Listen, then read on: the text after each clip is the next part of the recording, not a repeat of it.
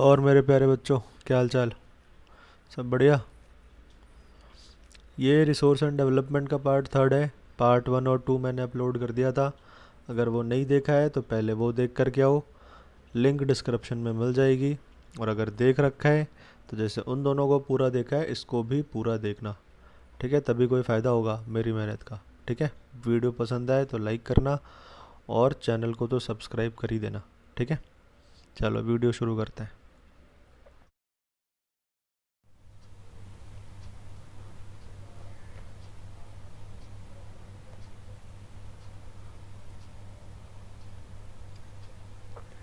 अब पिछले वीडियो में हमने रिसोर्स प्लानिंग तक पढ़ लिया था, है ना। इस वीडियो में मैंने बोला था मैं सॉइल और उसके टाइप्स के बारे में पढ़ाऊँगा।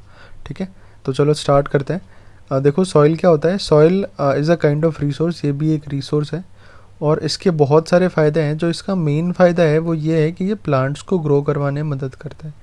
अगर सॉइल नहीं होगा तो प्लांट्स नहीं होंगे, और अगर प्लांट्स नहीं होंगे तो फिर कोई भी लिविंग चीज़ जो है वो अर्थ पे पॉसिबल नहीं होगी।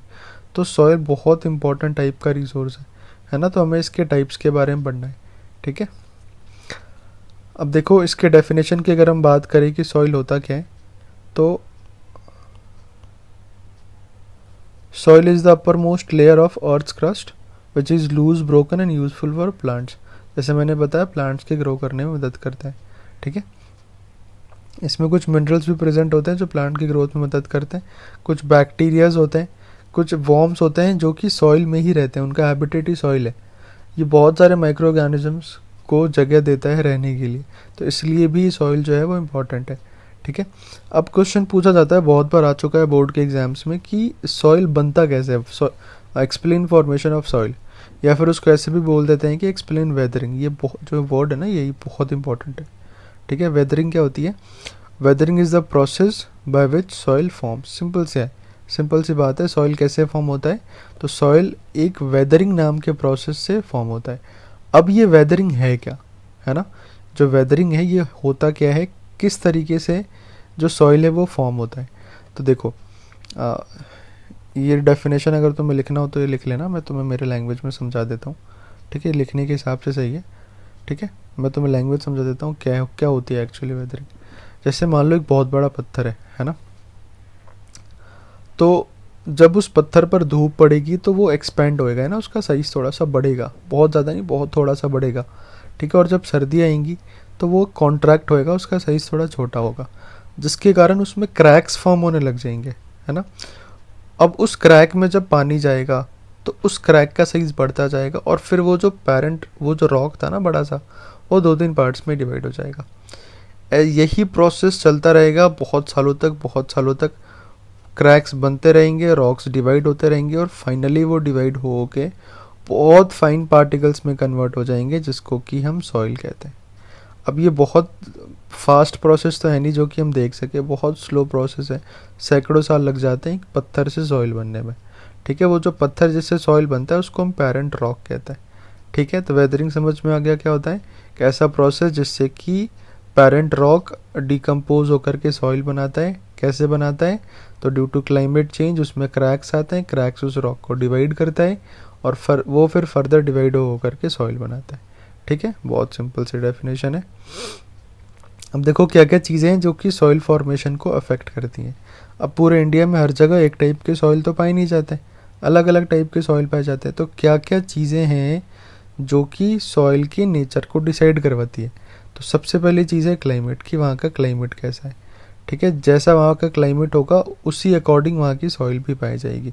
ठीक है, क्यों? क्योंकि क्लाइमेट डिपेंड, जो वेदरिंग है ना वो डिपेंड करता है क्लाइमेट पे, और जिस तरीके की वेदरिंग होगी उसी टाइप का तो सॉइल बनेगा ना। तो फाइनली जो सॉइल है वो डिपेंड करता है क्लाइमेट पे। ठीक है, टोपोग्राफी क्या होती है कि वहाँ का जो लैंड है ना वो कैसा है।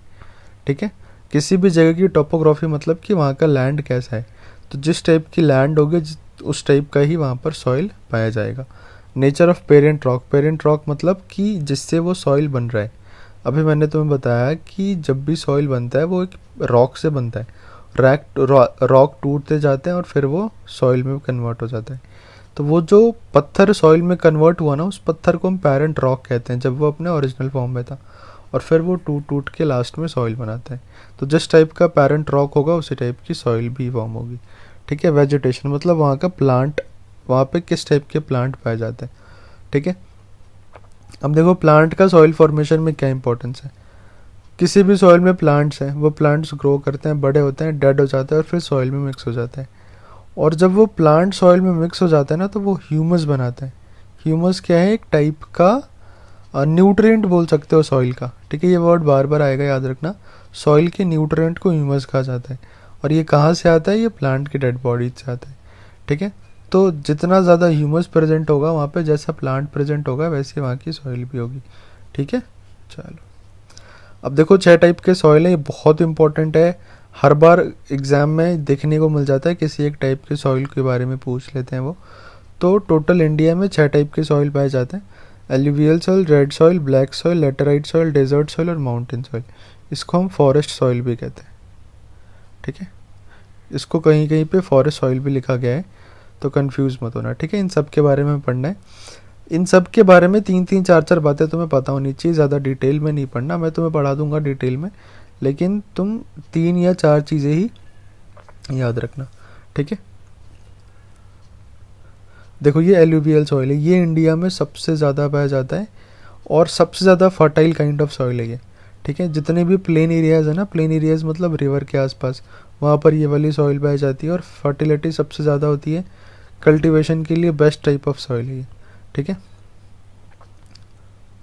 जैसे कि मैंने बताया मोस्ट फर्टाइल, वाइडली स्प्रेड है ना, सबसे ज़्यादा पाया जाता है। Due to decomposition of fine silt of called aluminium by the rivers, alluvium by the rivers मतलब रिवर्स के फ्लो के कारण जो प्लेन एरियाज फॉर्म होते हैं वहाँ पर ये सॉइल पाई जाती है। ठीक है, गुजरात में पाया जाता है, नॉर्दर्न प्लेन्स में पाया जाता है। ठीक है, अब देखो ये 2 पार्ट्स के होते हैं, खदर और बंगार। ये क्या होता है अभी मैं बात करूँगा आगे इसी वीडियो में, और किस किस प्लांट्स के लिए ये यूज़फुल है। ये शुगर केन की ग्रोथ बहुत अच्छी होती है, राइस के लिए इम्पोर्टेंट है, वीट के लिए, पल्सेस के लिए ये काफ़ी इंपॉर्टेंट टाइप ऑफ सॉइल है। ठीक है, अब देखो बंगार और खदर, ये 2 टाइप के एल्यूवियल सॉइल हो सकते हैं। इनमें क्या फ़र्क है, बहुत सिंपल सा फ़र्क है। जो बहुत पुराने एल्यूवियल सॉइल है ना, उनको तो कहते हैं बंगार, सॉरी, जो पुराने एल्यूवियल सॉइल है उनको तो कहते हैं बंगार, और जो नए एल्यूवियल सॉइल उनको कहते हैं खदर। सिंपल सा है। ठीक है, जो पुराने एल्यूवियल सॉइल है वो बंगार, जो नए हैं उनको खदर कहते हैं। ठीक है, खदर हाईली रिएक्टिव होते हैं, ये थोड़े कम रिएक्टिव होते हैं इससे, और इनको कंकड़ भी कहा जाता है कुछ रीजन्स में। ठीक है, कंकड़ पता है ना, थोड़ी बड़ी साइज़ के जो पत्थर होते हैं, तो ये वही है बंगार। ठीक है, देखो ब्लैक सॉइल, एक्चुअली में ब्लैक सॉइल ऐसा ही होता है, ब्लैक कलर का, बिल्कुल देखा नहीं होगा बहुत सारे बच्चों ने, मैंने देख रखा है, मेरे गांव में यही सॉइल पाई जाती है ज़्यादातर। ये जो ब्लैक सॉइल है ये कॉटन के ग्रोथ के लिए बहुत इंपॉर्टेंस है। वो सारी जगह जहाँ पे ब्लैक सॉइल पाया जाता है वहाँ पे कॉटन का कल्टीवेशन भी किया जाता है। ठीक है, इसको रीगर सॉइल भी कहा जाता है ना। और जैसे मैंने बताया कॉटन के लिए इम्पोर्टेंट होता है, कॉटन को ही रीगर कहा जाता है। कॉटन का दूसरा नाम रीगर है, इसलिए सॉइल को रीगर सॉइल भी कहा जाता है। कॉटन के लिए बेस्ट है ये। High water retaining capacity, water retaining capacity का मतलब होता है कि वाटर को कितनी देर तक होल्ड कर सकता है ना, एब्जॉर्ब करके रख सकते हैं। जैसे क्ले है, तो क्ले वाटर को काफ़ी देर तक होल्ड करके रखता है, तो उसकी वाटर रिटेनिंग कैपेसिटी हाई है। लेकिन अगर मैं रेत की बात करूं तो रेत तो पानी को एब्जॉर्ब ही नहीं करता, तो उसकी वाटर रिटेनिंग कैपेसिटी बहुत कम है ना। ये सॉइल स्टिकी होती है, थोड़ी फैट होती है, और सूखने के बाद श्रिंक हो जाती है। ठीक है, तुम्हें सारे पॉइंट्स याद नहीं रखने, इनमें से कोई भी 3 से 4 पॉइंट तुम खुद चुन लो, कॉपी में लिख लो और वो याद कर लेना। कौन कौन से न्यूट्रिएंट पाए जाते हैं, iron, lime, calcium, potassium, aluminium. ठीक है, कलर कैसा होता है इसका, डीप ब्लैक, अभी मैंने फोटो में दिखाया था तुम्हें। कहाँ कहाँ पाया जाता है, महाराष्ट्र, गुजरात, मध्य प्रदेश, छत्तीसगढ़, ये सारे मेजर रीजन्स हैं जहाँ पे ब्लैक सॉइल पाई जाती है। ठीक है, ये देखो रेड सॉइल है ना, ऐसे भी सॉइल तुमने देखे होंगे, इंडिया में काफ़ी जगह पर ये पाया जाता है। अब ये रेड कलर का इसलिए होता है क्योंकि इसमें आयरन का कंटेंट काफ़ी ज़्यादा होता है। ठीक है, ये देखो यहाँ पे लिखा होगा red colour due to diffusion of iron, है ना, आयरन के कंटेंट के कारण ये रेड कलर का होता है। कहाँ पे पाया जाता है, जहाँ पे लो रेनफॉल होती है। ये पोरस होता है ना, मतलब इनमें काफ़ी छेद होता है, ये वाटर को नीचे तक पहुँचा देते हैं काफ़ी, है ना। टेक्सचर होता है इसका sandy to clay and loamy, है ना। टेक्सचर का मतलब होता है कि छूने पर कैसा फील कर पा रहे हैं हम उसको, तो जब हम उसको टच करते हैं ना तो हमें सैंडी फील होता है ना। Wheat, cotton, pulses, tobacco, oil seeds, potato, इन सब के लिए ये सॉइल बहुत इंपॉर्टेंट है। कहाँ कहाँ पाया जाता है?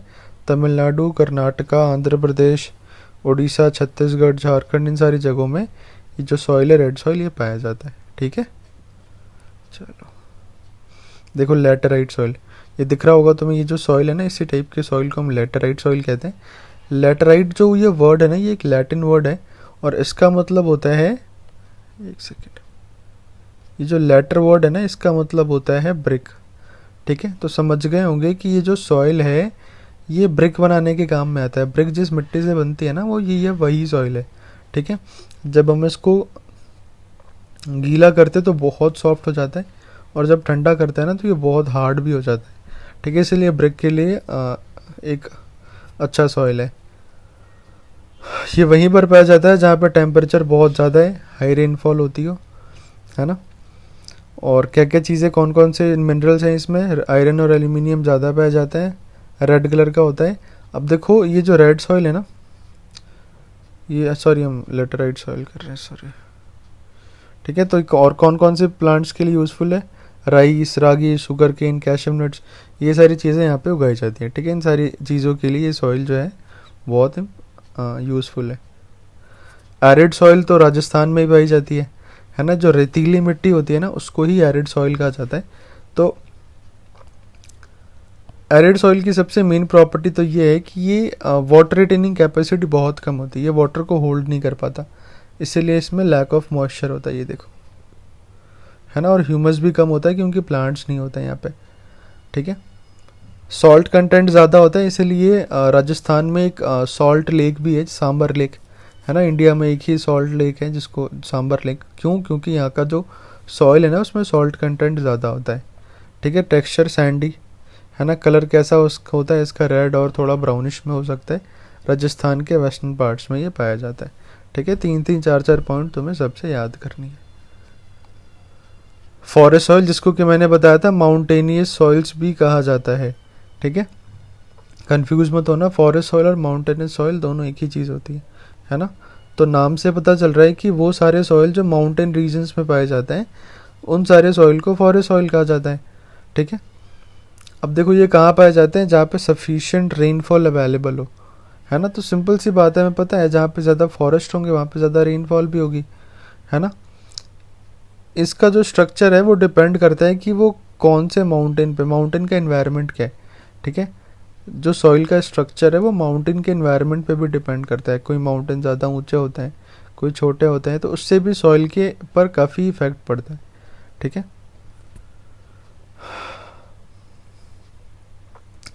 ये एसिडिक होते हैं, लो ह्यूमस कंटेंट होता है इनका, है ना। और this soils are found in lower valleys are fertile, मतलब जो माउंटेनियस सॉइल है ना, जो हाई रीजन्स पे है वहाँ वाले सॉइल तो फर्टाइल नहीं है, लेकिन जो नीचे वाले रीजन्स है, माउंटेन के जो नीचे वाले रीजन्स है वहाँ की जो सॉइल है ना वो फर्टाइल होती है।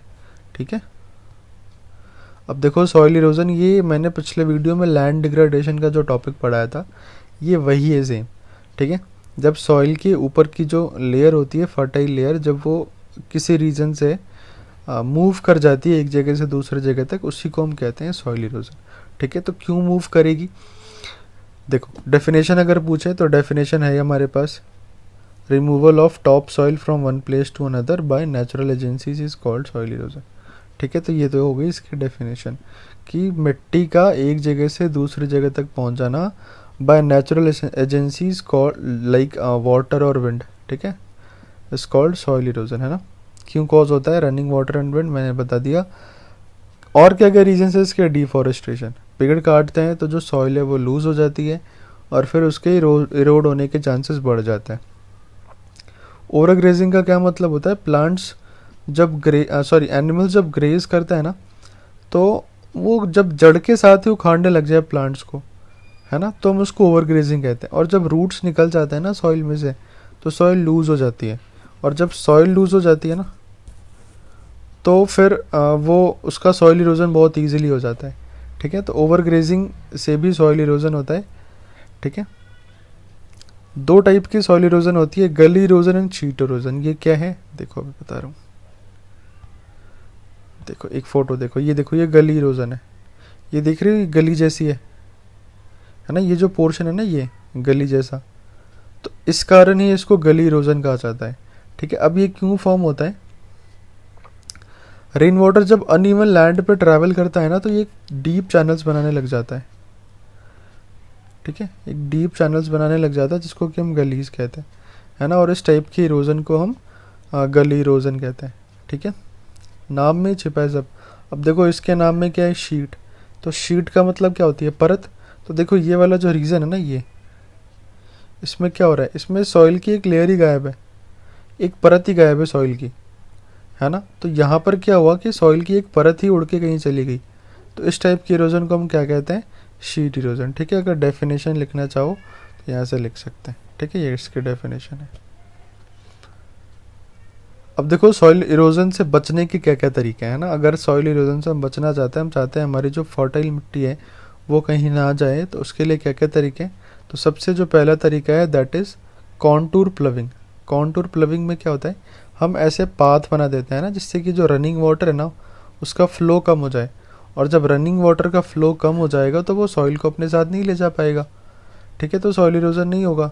तो जो सबसे पहला तरीका है सॉइल कंजर्वेशन करने का, सॉइल इरोजन को रोकने का, दैट इज कॉन्टूर प्लविंग। ठीक है, दूसरी टेरेस फार्मिंग। ये तो सुना होगा सबने। टेरेस फार्मिंग का क्या मतलब होता है कि जब हम लैडर सा फॉर्म कर देते हैं सीढ़ियों जैसा, ठीक है, और फिर उस पर खेती करते हैं, तो उसको हम टेरेस फार्मिंग कहते हैं। इसके बहुत सारे फ़ायदे हैं। पहला फ़ायदा कि हमें ज़्यादा एरिया मिल जाता है प्लविंग करने के लिए। दूसरा फ़ायदा कि पानी का जो फ्लो है ना वो इतना ज़्यादा नहीं हो पाता कि वो सॉइल को ले जाए अपने साथ। ठीक है, बहुत कम हो जाता है, जिसके कारण कि सॉइल इरोजन नहीं होता। ठीक है, तो जो दूसरा तरीका है सॉइल इरोजन रोकने का दैट इज टेरेस फार्मिंग। ठीक है, next is strip cropping. Strip का क्या मतलब होता है, ये जो स्ट्रिप्स बन रहे हैं ना इनको हम स्ट्रिप्स कहते हैं। ठीक है, तो ये जो स्ट्रिप्स हैं ये क्या करती हैं, सॉइल को होल्ड करके रखती हैं। और जब सॉइल होल्ड है तो फिर वाटर है या हवा है कुछ भी है, सॉइल को अपने साथ नहीं लेके जा पाएगी। ठीक है, तो स्ट्रिप क्रॉपिंग क्या करता है कि सॉइल को पकड़ के रखता है, उनके रूट सॉइल को पकड़ के रखते हैं जिससे कि सॉइल इरोजन नहीं होता बिल्कुल भी। ठीक है, तो ये भी एक तरीका है सॉइल इरोजन रोकने का। Next is shelter belt. अब ये शेल्टर बेल्ट तुमने देखा होगा, बहुत सारे लोग क्या करते हैं, उनकी जो फील्ड होती है उसके एक किनारे पर पेड़ लगा देते हैं बहुत सारे, सिर्फ एक किनारे पर, है ना। ये देखो क्यों लगाए जाते हैं पेड़, ताकि उधर से अगर कोई हवा है ना तो वो हवा इन पेड़ों से रुक जाए और आगे इस फील्ड पे ना आए। ठीक है, क्योंकि अगर हवा आ जाएगी तो वो सॉइल को ले जाएगी अपने साथ। तो ये पेड़ क्या करते हैं, उस हवा को रोकते हैं, और इसीलिए इसको शेल्टर बेल्ट कहा जाता है। बेल्ट इसीलिए क्योंकि लाइन से लगाए गए, और शेल्टर इसीलिए क्योंकि ये रोक रहे हैं हवा को। ठीक है, तो ये भी एक काफ़ी अच्छा तरीका है सॉइल इरोजन को रोकने का। ठीक है, तो ये चैप्टर ख़त्म होता है यहीं पे। ठीक है, थैंक यू।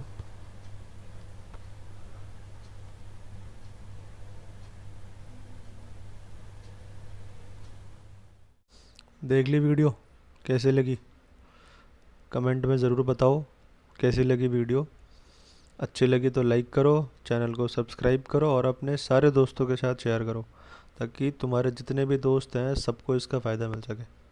ठीक है, मुझे कमेंट में बताओ अगला चैप्टर कौन सा बनाऊँ। ठीक है, चलो बाय।